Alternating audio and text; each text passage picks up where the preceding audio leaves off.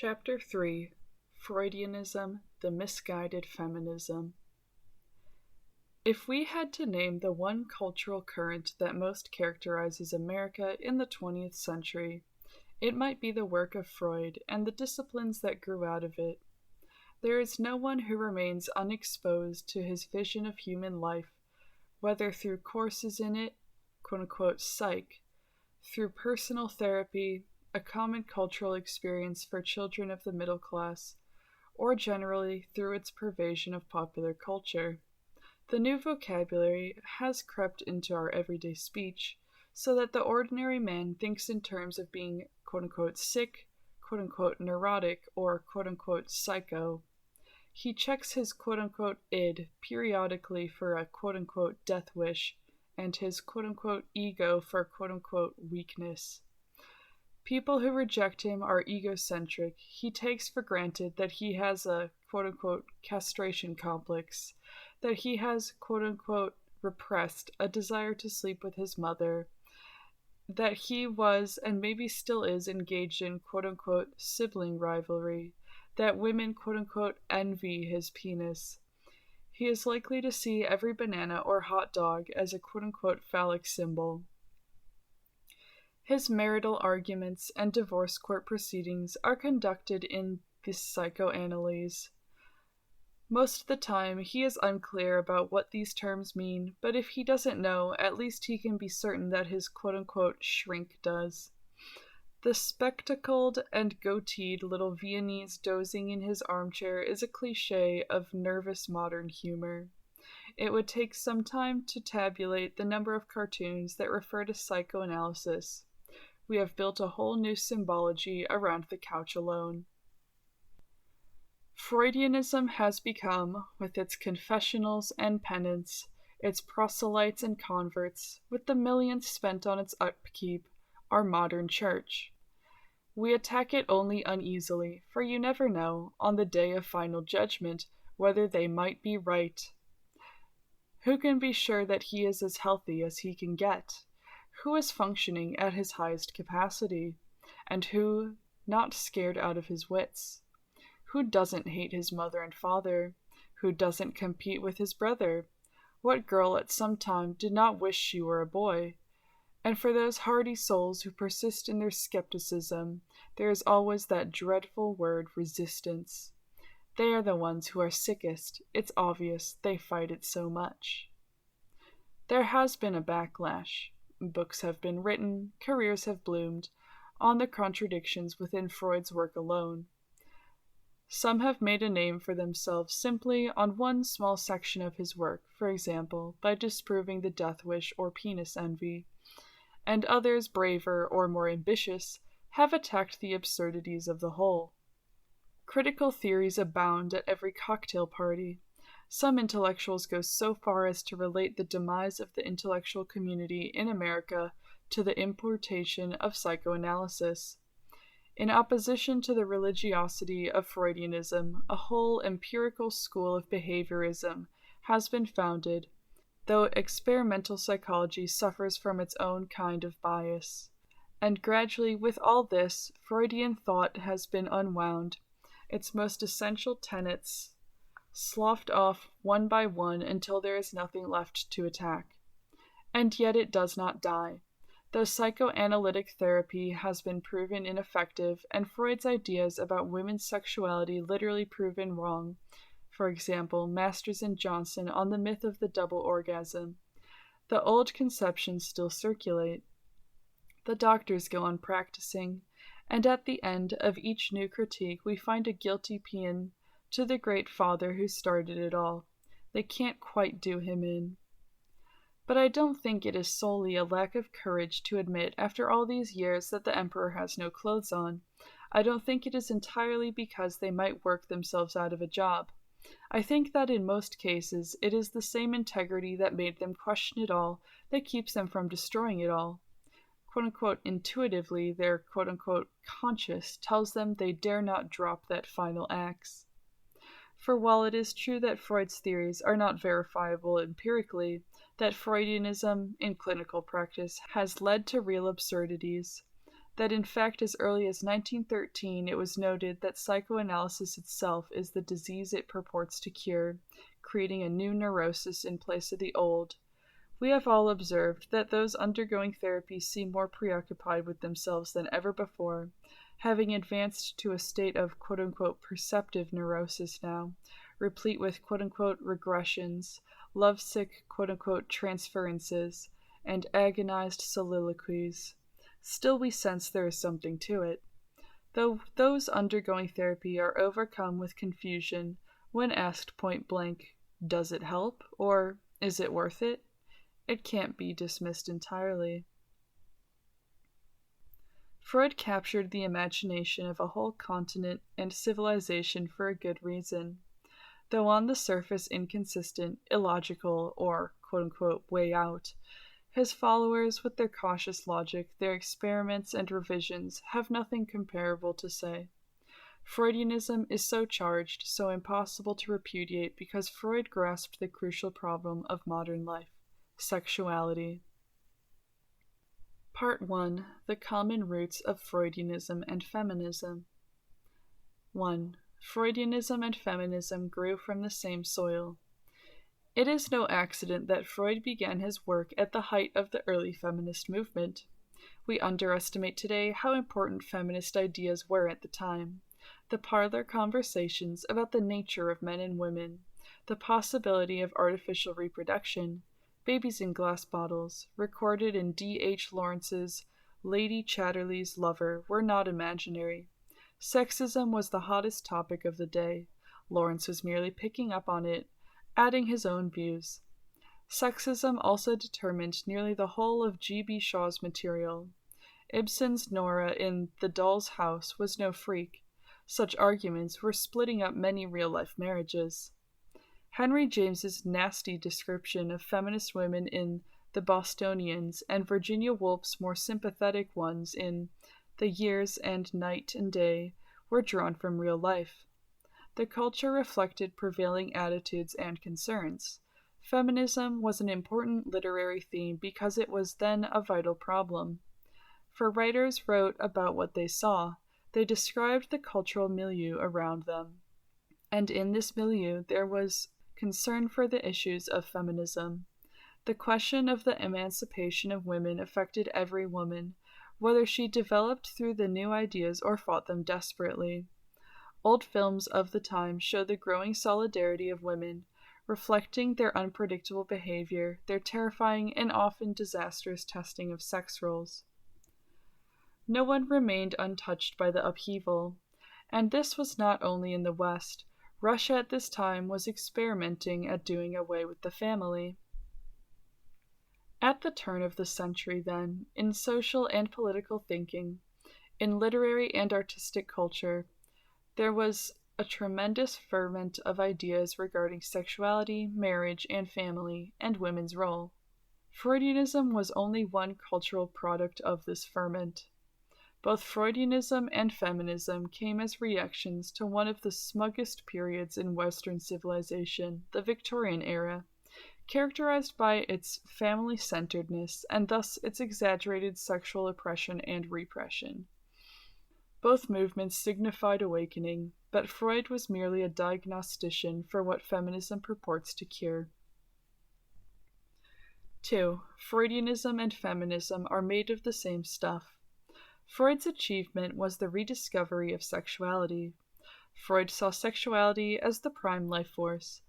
The way in which this libido was organized in the child determined the psychology of the individual, which, moreover, recreated that of the historic species. He found that in order to adjust to present civilization, the sexuate being must undergo a repression process in childhood. While every individual undergoes this repression, some undergo it less successfully than others, producing greater psychosis or lesser neurosis, maladjustment, often severe enough to cripple the individual altogether. Freud's proposed remedy is less significant, and indeed has caused actual damage, by a process of bringing to the surface the crippling repressions, of conscious recognition and open examination. The patient is supposed to be able to come to terms with to consciously reject, rather than subconsciously repress, the troubling wishes of the id. This therapy process is entered into with the help of a psychoanalyst through quote-unquote transference, in which the psychoanalyst substitutes for the original authority figure at the origin of the repressive neurosis. Like religious healing or hypnosis, which indeed Freud studied and was much influenced by, quote-unquote transference proceeds by emotional involvement rather than by reason. The patient, quote-unquote, falls in love with his analyst by, quote-unquote, projecting the problem onto the supposedly blank page of the therapeutic relationship. He is able to bring it out and be cured of it. Only it doesn't work. Footnote. R.P. Knight in Evaluation of the Results of Psychoanalytic Therapy, American Journal of Psychiatry, 1941, found that psychoanalysis was a failure with 56.7% of the patients he studied, and a success with only 43.3%. Thus, psychoanalysis failed somewhat more often than it succeeded. In 1952, in a different study, Eysenck showed an improvement rate in patients who had received psychoanalysis of 44%, in patients who had received psychotherapy of 64%, and in those who had received no treatment at all, an improvement rate of 72%. Other studies, Barron and Leary, 1955, Bergen, 1963, Cartwright and Vogel, 1960, Truex, 1963, Powers and Whitmer, 1951, confirm these negative results. End footnote. For Freud, in the tradition of quote-unquote pure science, observed psychological structures without ever questioning their social context. Given his own psychic structure and cultural prejudices, he was a petty tyrant of the old school for whom certain sexual truths may have been expensive. He can hardly have been expected to make such an examination part of his life work. Wilhelm Reich was one of the few who followed that path. In addition, just as Marx could not take fully into account the future advent of cybernetics, Freud then did not have the mind-bending knowledge of technological possibility that we now have. But whether or not we can blame Freud personally, his failure to question society itself was responsible for massive confusion in the disciplines that grew up around his theory.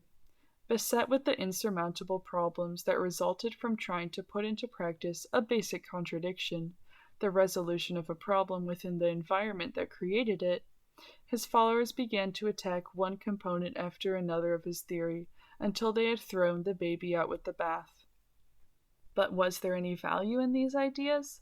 Let us re-examine some of them once again, this time from a radical feminist view. I believe Freud was talking about something real, though perhaps his ideas taken literally lead to absurdity. In this regard, consider that Freud's genius was poetic rather than scientific. His ideas are more valuable as metaphors than as literal truths. In this light, let us first examine the Oedipus complex, a cornerstone of Freudian theory, in which the male child is said to want to possess his mother sexually and to kill his father, fear of castration by the father forcing him to repress this wish. Footnote. If I deal with the male child before the female, that is because Freud, indeed our whole culture, deals with the male child first. Even in order to properly criticize Freud, we shall have to follow the priorities he has set up in his own work. Also, as Freud himself saw, the Oedipus complex had much greater cultural significance than the Electra. I too shall attempt to show that indeed it is more psychologically damaging, if only because in a male-dominated culture the damage done to the male psyche has vaster consequences. End footnote. Freud himself said in his last book, quote, I venture to assert that if psychoanalysis could boast of no other achievement than the discovery of the repressed Oedipus complex, that alone would give it claim to be counted among the precious new acquisitions of mankind. End quote. Contrast this with Andrew Salter in The Case Against Psychoanalysis. Quote, even those most sympathetic to Freud find the contradictions in the Oedipus complex somewhat confusing. Says the Psychiatric Dictionary of the Passing of the Oedipus complex, quote, The fate of the Oedipus complex is not yet clearly understood, unquote. I think we can talk with certainty about the fate of the Oedipus complex. The fate of the Oedipus complex will be the fate of alchemy, phrenology, and palmistry. The fate of the Oedipus complex will be oblivion. End quote. For Salter is plagued by all the usual contradictions in a theory that assumes the social context, the cause of the complex, to be immutable. Quote, Freud's thought about the quote-unquote normal disappearance of the Oedipus complex suffers from a critical inconsistency in logic. If we grant that the disappearance of the Oedipus complex is achieved through castration fear, does it not appear as if normality is acquired as a result of fear and repression exerted on the boy? And is not the achievement of mental health by repression in flagrant contradiction of the most elementary Freudian doctrines? End quote. I submit that the only way the Oedipus complex can make full sense is in terms of power. We must keep in mind that Freud observed this complex as common to every normal individual who grows up in the nuclear family of a patriarchal society, a form of social organization that intensifies the worst effects of the inequalities inherent in the biological family itself. There is some evidence to prove that the effects of the Oedipus complex decrease in societies where men have less power, and that the weakening of patriarchalism produces many cultural changes that perhaps can be traced to this relaxation. Let us take a look at this patriarchal nuclear family in which the Oedipus complex appears so markedly. In the prototypical family of this kind, the man is the breadwinner. All other members of this family are thus his dependents. He agrees to support a wife in return for her services, housekeeping, sex, and reproduction. The children whom she bears for him are even more dependent. They are legally the property of the father. One of the first campaigns of the early women's rights movement was against the deprivation of women upon divorce of their children, whose duty it is to feed them and educate them, to quote-unquote mold them, to take their place in whatever class of society to which he belongs.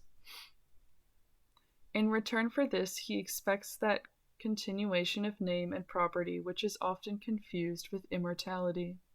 His rights over them are complete. If he is not a kind father or master, tough luck. They cannot escape his clutches until they are grown, and by then the psychological molding has been accomplished. They are now ready to repeat his performance. It is important to remember that more recent versions of the nuclear family, though they may blur this essential relationship beyond recognition, reproduce essentially the same triangle of dependencies: father, mother, son. For even if the woman is equally educated, even if she is working, we need to be reminded that until the hard-won advances of the women's rights movement of Freud's time, women were not educated, nor could they find jobs. She is rarely able, given the inequality of the job market, to make as much money as her husband, and woe betide the marriage in which she does. But even if she could, later, when she bears children and takes care of infants, she is once again totally incapacitated. To make both women and children totally independent would be to eliminate not just the patriarchal nuclear family, but the biological family itself. This, then, is the oppressive climate in which the normal child grows up. From the beginning, he is sensitive to the hierarchy of power.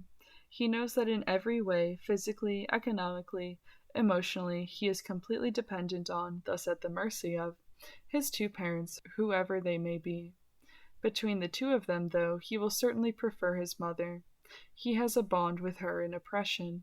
While he is oppressed by both parents, she, at least, is oppressed by one. The father, so far as the child can see, is in total control. Quote, "Just you wait till your father gets home from the office. Boy, will you get a spanking." End quote. The child then senses that his mother is halfway between authority and helplessness. He can run to his father if his mother tries anything unjust, but if his father beats him, there is little his mother can offer except tea and sympathy. If his mother is sensitive to injustice, she may use her wiles and tears to spare him. But he uses wiles and tears himself at that age, and he knows that tears don't compare to solid force.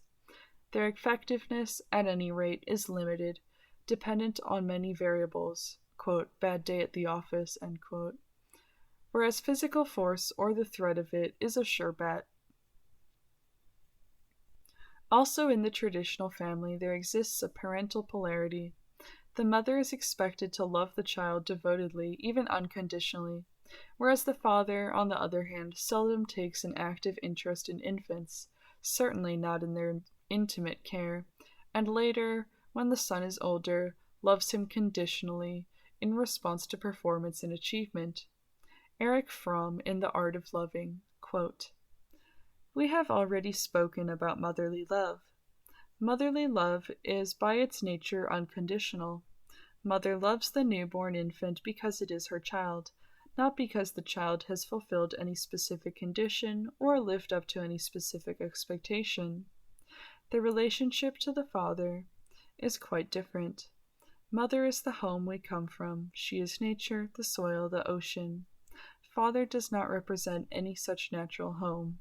He has little connection with the child in the first years of his life, and his importance for the child in this early period cannot be compared with that of the mother. But while father does not represent the natural world, he represents the other pole of human existence, the world of thought, of man-made things, of law and order, of discipline, of travel and adventure. Father is the one who teaches the child, who shows him the road into the world. Fatherly love is conditional love. Its principle is, I love you because you fulfill my expectations, because you do your duty, because you are like me. In this development from mother-centeredness to father-centeredness, and their eventual synthesis, lies the basis for mental health and the achievement of maturity." End quote. If this were not the case when he wrote it, it certainly would be by now. Fromm's book on love has been translated into 17 languages, selling, as it says on the jacket, 1,500,000 copies in English alone. Later on, I shall deal in greater detail with the nature of mother love that such a quote espouses, and the kind of damage such an ideal does to both mother and child. For the present, I shall attempt to show only in what way this traditional polarity relates to the Oedipus complex. Freud, unlike others, did not underestimate what goes on in a child before the age of 6. If an infant's basic needs are taken care of by his mother, if he is fed, dressed, and coddled by her, if he is loved by her, quote-unquote, unconditionally, as opposed to, quote-unquote, conditionally by his father, seldom seeing him, and then only for punishment or quote-unquote manly approval, and if, moreover, he senses that he and his mother are united against the more powerful father, whom they both must please and appease, then perhaps it is true that every normal male first identifies with the female. As for desiring his mother, yes, this too, but it is absurd what Freud's literalism can lead to. The child does not actively dream of penetrating his mother. Chances are he cannot yet even imagine how one would go about such an act, nor is he physically developed enough to have a need for orgasmic release. It would be more correct to view this sexual need in a generalized, more negative fashion. That is, only later, due to the structuring of the family around the incest taboo, must the sexual separate from other kinds of physical and emotional responses. At first, they are integrated. What happens at the age of 6 when the boy is suddenly expected to start quote-unquote shaping up, acting like a little man? Words like quote-unquote male identification and quote-unquote father image are thrown around. Last year's cuddly toys are snatched away. He is let out to start playing baseball. Trucks and electric trains multiply. If he cries, he is called a quote-unquote sissy. If he runs to his mother, a quote-unquote mama's boy. Father suddenly takes an active interest in him. Quote, you spoiled him, end quote. The boy fears his father, rightly. He knows that between the two of them, his mother is far more on his side. In most cases, he has already observed very clearly that his father makes his mother unhappy, makes her cry, doesn't talk to her very much, argues with her a lot, Bullies, this is why, if he has seen intercourse, he is likely to interpret it on the basis of what he has already gathered of the relationship, that is, that his father is attacking his mother. However, suddenly now he's expected to identify with this brutish stranger. Of course he doesn't want to. He resists. He starts dreaming of bogeymen. He becomes afraid of his shadow. He cries when he goes to the barber. He expects his father to cut off his penis.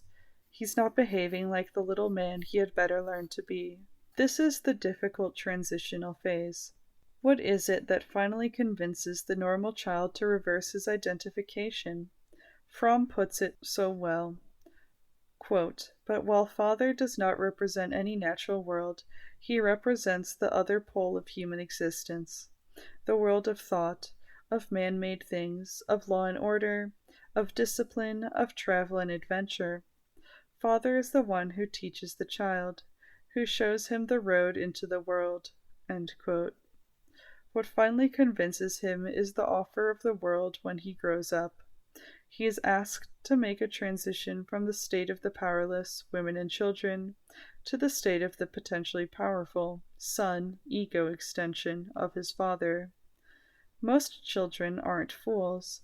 They don't plan to be stuck with the lousy, limited lives of women.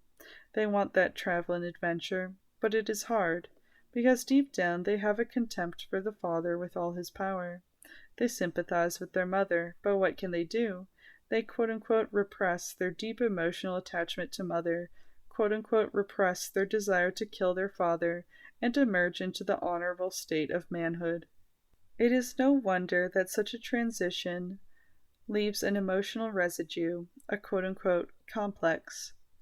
The male child, in order to save his own hide, has to abandon and betray his mother and join ranks with her oppressor. He feels guilty. His emotions toward women in general are affected. Most men have made an all too beautiful transition into power over others. Some are still trying.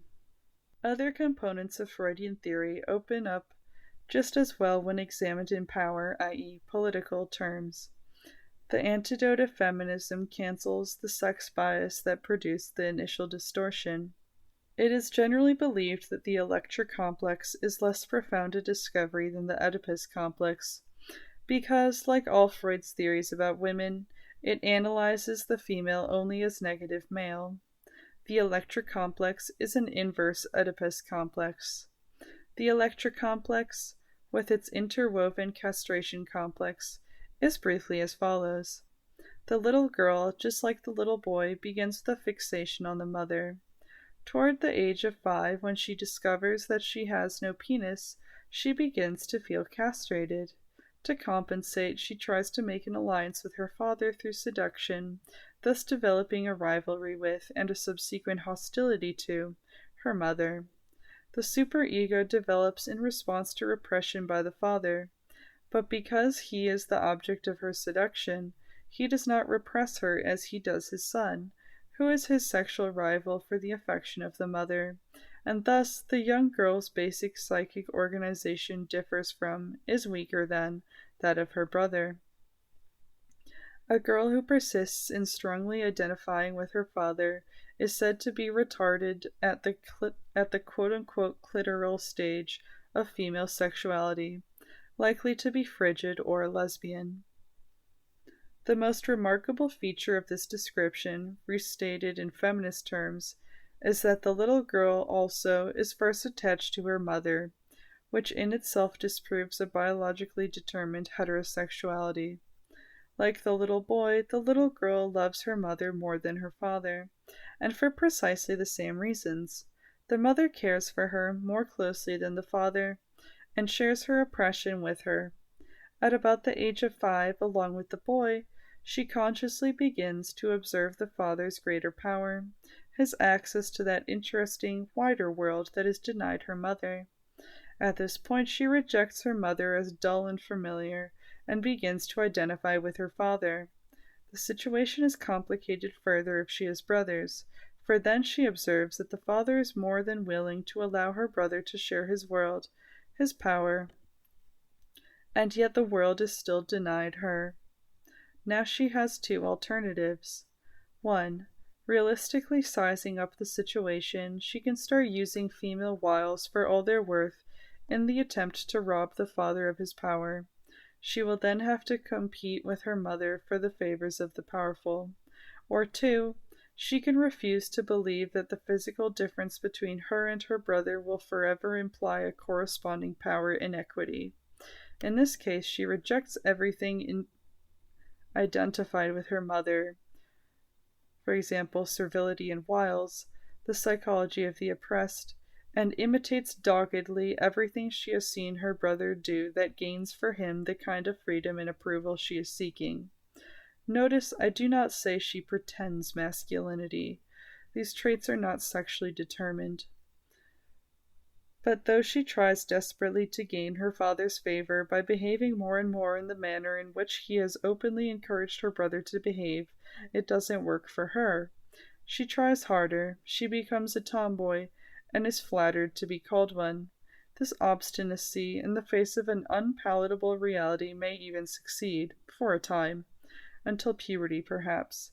Then she is really stuck. She can no longer deny her sex. It is confirmed by lustful males all around her.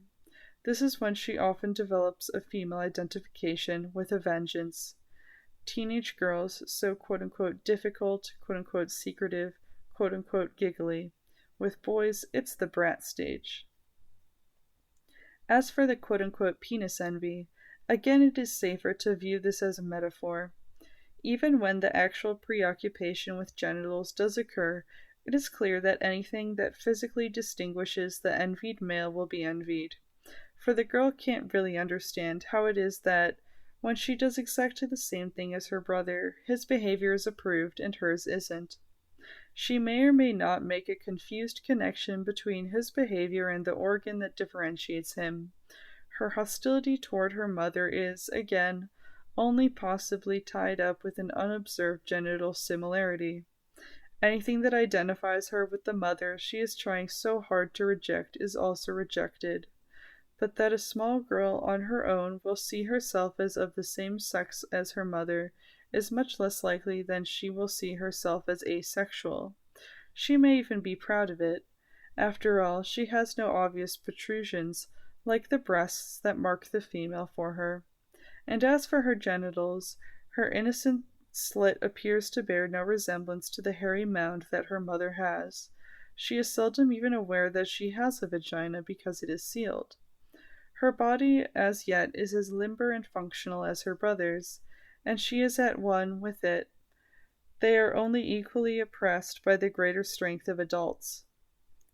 Without specific direction, she could fool herself a long time that she will not end up like her mother. This is why she is encouraged to play with dolls, to quote-unquote play house, to be pretty and attractive. It is hoped that she will not be one of those who to fight off her role till the last minute. It is hoped she will slip into it early, by persuasion, artificially, rather than by necessity, that the abstract promise of a baby will be enough of a lure to substitute for that exciting world of travel and adventure. A booming doll business capitalizes on this parental anxiety. As for the kid, she likes presents, whatever the obscure reasoning of adult minds. Though, once they realize what the dolls are for, many sharp little girls hastily decide they want a different kind of toy, or at least a Barbie doll. After all, they'd rather sharpen their weapons against Ken than play already conquered Mama. In the light of this feminist interpretation, many peripheral Freudian doctrines that had seemed absurd now make sense. For example, Ernest Jones, in Papers on Psychoanalysis, quote, "With very many children there is a lively desire to become the parents of their own parents. This curious construction of the imagination is evidently closely connected with incestuous wishes, since it is an exaggerated form of the commoner desire to be one's own father." End quote. Feminist translation: children fantasy being in a position of power over their parents, particularly the one who has really got the power, father. Or here is Freud on fetishism. Quote, The object is the substitute for the mother's phallus, which the little boy believed in and does not wish to forego." End quote. Really, Freud can get embarrassing. Wouldn't it be a lot more sensible to talk about the mother's power? Chances are the little boy has not even seen his mother undressed, let alone closely observed the difference between the penis and the cunt. What he does know is that he is attached to his mother and does not want to reject her on the grounds of her powerlessness. The chosen object is merely the symbol of this attachment. Other such examples are abundant, but I have made my point. With a feminist analysis, the whole structure of Freudianism, for the first time, makes thorough sense, clarifying even such important related areas as homosexuality, the nature of the repressive incest taboo itself, two closely related subjects which have been labored for a long time with little unanimity. We can understand them, finally, only as symptoms of the power psychology created by the family. Durkheim, at the turn of the century, with his foundation work on incest, like Freud, triggered off a train of contradictory opinion that has lasted till our present day. Durkheim thought that the incest taboo originated in the structure of the clan. Quote, "Many facts tend to prove that at the beginning of human societies, incest was not forbidden until division into at least two primary clans. For the first form of this prohibition that we know, namely exogamy, seems above all to be correlative to this organization. The latter is certainly not primitive." End quote. And, quote, "as the basic structure of the clan was a stage through which all human societies seem to have passed, and exogamy was strictly linked to the constitution of the clan, it is not surprising that the moral state the clan inspired and left behind it was itself general throughout humanity. At least it was necessary, in order to triumph over it, to have particularly pressing social necessities, and this explains both how incest was legitimized among certain peoples and why these people remained the exception." End quote. Once the family had become the center of religious moralism, and all free passions had come to be tied up around it, with women and sex, the taboo against incest became firmly established, self-perpetuating, for, quote, "by the time the origins of this duality between morality and passion disappeared, it was firmly entrenched in the culture. The entire moral life had been organized as a result of this development. It would have been necessary to overthrow the whole morality to return to the previous status." End quote. Durkheim adds, strikingly, quote, "without the origins in exogamy, passion and love between the sexes would not have become synonymous." End quote. That is, to eliminate the incest taboo, we would have to eliminate the family and sexuality as it is now structured. Not such a bad idea, for this traditional and by now almost universal prescription on incest has caused us to accept as quote-unquote normal a sexuality in which individual potential remains unfulfilled. Freud described the psychological penalties of sexual repression caused by the incest taboo, discovering particularly the existence of the Oedipus complex in every normal male child, and its counterpart the Electra in every normal female. Homosexuality is only what happens when these repressions don't quote-unquote take as they ought to. That is, rather than being thoroughly suppressed, allowing the individual to at least function in society, they remain on the surface, seriously crippling the individual's sexual relationships, or even his total psyche. A system in which the first person to whom the child responds emotionally will require of him that he repress a substantial part of those responses is bound to misfire a lot of the time.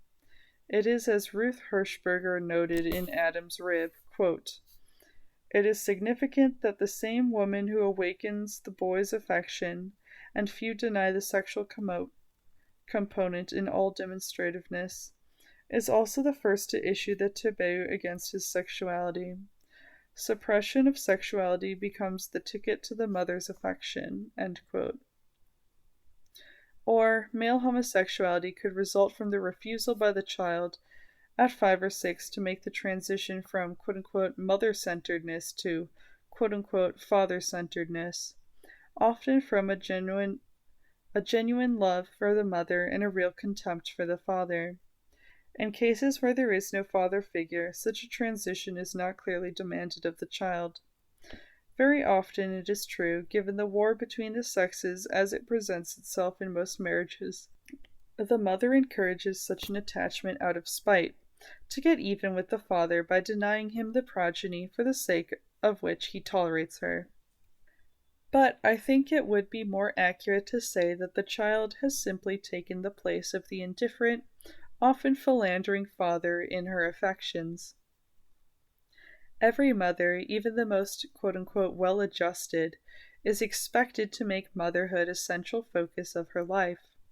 Often the child is her only substitute for all that she has been denied in the larger world, in Freud's terms, her quote-unquote penis substitute.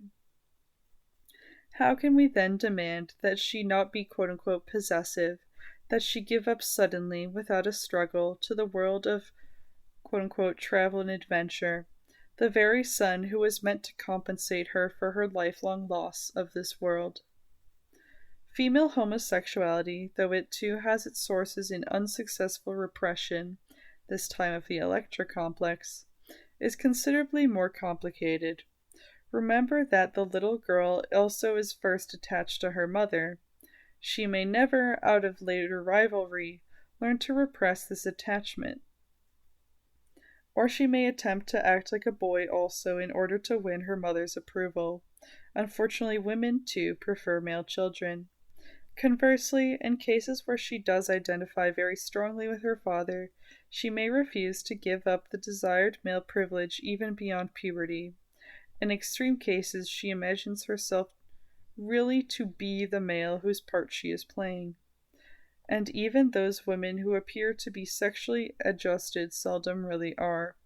We must remember that a woman can go through intercourse without feeling a thing. A man can't. Though few women, because of the excessive pressure on them to conform, actually repudiate their sexual role altogether by becoming active lesbians, this does not imply that most women are sexually fulfilled by interaction with men. However, women's damage to sexuality is relatively harmless in social terms, whereas the male sexual sickness, the confusion of sexuality with power, hurts others. This is one reason why in Victorian society, as well as a long time before and after, including today, women's interest in sex is less than men's. This fact is so bafflingly obvious that it led a well-known psychoanalyst, Theodor Reich, to conclude in 1966, quote, that the very sexual drive itself is masculine, even in women, because on a lower evolutionary level reproduction is possible without males. End quote. Thus we see that in a family-based society, repressions due to the incest taboo make a totally fulfilled sexuality impossible for anyone, and a well-functioning sexuality possible for only a few. Homosexuals in our time are only the extreme causalities of the system of obstructed sexuality that develops in the family. But though homosexuality at present is as limited and sick as our heterosexuality, a day may soon come in which a healthy transsexuality would be the norm. For if we grant that the sexual drive is at birth diffuse and undifferentiated from the total personality, Freud's quote-unquote polymorphous perversity, and, as we have seen, becomes differentiated only in response to the incest taboo, and that furthermore the incest taboo is now necessary only in order to preserve the family, then if we did away with the family we would in effect be doing away with the repressions that mold sexuality into specific formations.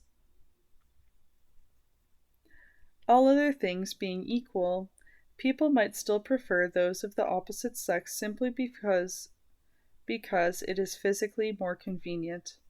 But even this is a large assumption, for if sexuality were indeed at no time separated from other responses, If one individual responded to the other in a total way that merely included sexuality as one of its components, then it is unlikely that a purely physical factor could be decisive. However, we have no way of knowing that now. The end of the differentiation of the sexual from the total personality could have important cultural implications as well. At the present time, the Oedipus complex, originating in the now almost universal incest taboo, demands that the child soon distinguish between the quote-unquote emotional and the quote-unquote sexual. One is considered by the father to be an appropriate response to the mother, the other is not. If the child is to gain his mother's love, he must separate out the sexual from his other feelings. Freud's quote-unquote sublimation and quote-unquote aim-inhibited relationships. One cultural development that proceeds directly from such an unnatural psychological dichotomy is the good-bad woman syndrome, with which whole cultures are diseased. That is, the personality split is projected outward onto the class quote-unquote women, those who resemble the mother and quote-unquote good, and consequently one must not have sexual feelings towards them. Those unlike the mother, who don't call forth a total response, are sexual and therefore quote-unquote bad. Whole classes of people, for example prostitutes, pay with their lives for this dichotomy. Others suffer to different degrees. A good portion of our language is designed to degrade women to the level where it is permissible to have sexual feelings for them. Quote, "Cunt, your brain is between your legs," end quote. This sexual schizophrenia is rarely overcome totally in the individual, and in the larger culture, whole historical developments, the history of art and literature itself, have been directly molded by it. Thus, the courtly honor of the Middle Ages exalting women only at the expense of their flesh and blood humanity, making sex a lowly act divorced from true love, developed into Marianism, the cult of the Virgin in art and poetry. A song from the period illustrates the division.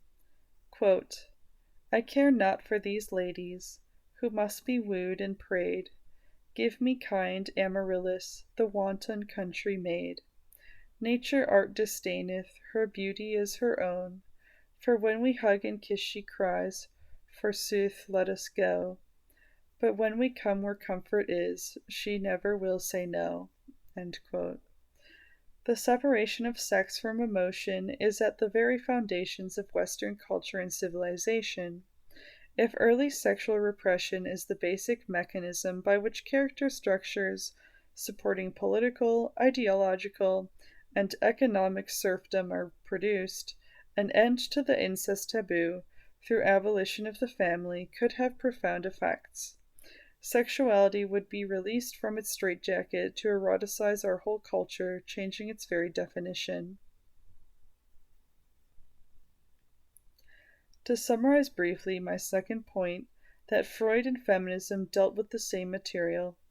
Freud's fundamental hypothesis, the nature of the libido, and its conflict with the reality principle, make a great deal more sense when seen against the social backdrop of the patriarchal nuclear family. I have attempted to reanalyze in feminist terms those components of Freud's theory that most directly relate to sexuality and its repression within the family system, the incest taboo and the resulting Oedipus and Electra complexes, and their common misfiring into sexual malfunctioning, or, in severe cases, into what is now sexual deviation. I have pointed out that this sexual repression, demanded of every individual in the interests of family integrity, makes for not only individual neurosis but also for widespread cultural illnesses. Admittedly, more than a sketchy presentation is beyond the scope of this chapter. A thorough restatement of Freud in feminist terms would make a valuable book in itself. Here I have submitted only that Freudianism and feminism sprang up at the same time, in response to the same stimuli, and that essentially they are made of the same substance. In carefully examining the basic tenets of Freudianism, I have shown that these are also the raw material of feminism. The difference lies only in that radical feminism does not accept the social context in which repression, and the resulting neurosis, must develop as immutable. The subjection of pleasure to reality, i.e., sexual repression, does not necessarily follow if we eliminate the biological family.